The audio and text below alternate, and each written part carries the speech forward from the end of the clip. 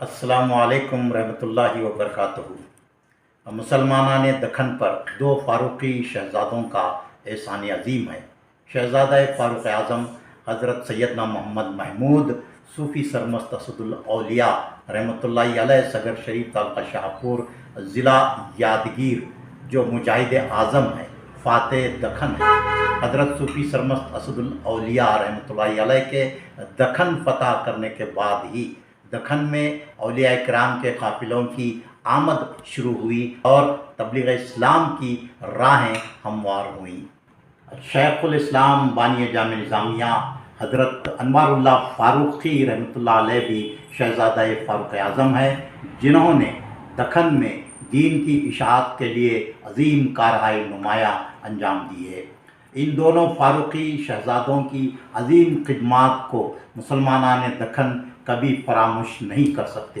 بانی جامع نظامیہ حضرت انوار اللہ فاروقی کے عرس شریف کے موقع پر یادگیر شہر میں 21 دسمبر بروز چہارشنبہ بوقت بعد نماز مغرب بیت المال فنکشن ہال گچی بولی میں جشن شیخ الاسلام و جلسہ ختم نبوت منعقد کیا گیا ہے۔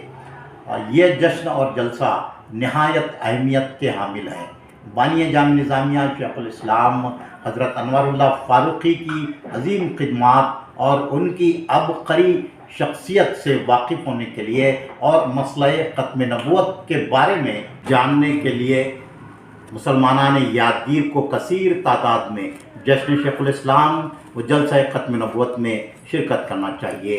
بالخصوص ختم نبوت کا مسئلہ نہایت حساس مسئلہ ہے، اس لیے اس جلسے کو کامیاب بنانا بہت ضروری ہے۔ عامۃ المسلمین سے میری گزارش ہے کہ جشن شیخ الاسلام و جلسہ ختم نبوت میں کثیر تعداد میں شرکت کریں۔ خواتین کے لیے پردے کا نظم کیا گیا ہے، اس لیے خواتین کو بھی اپنے ساتھ ضرور لائیں۔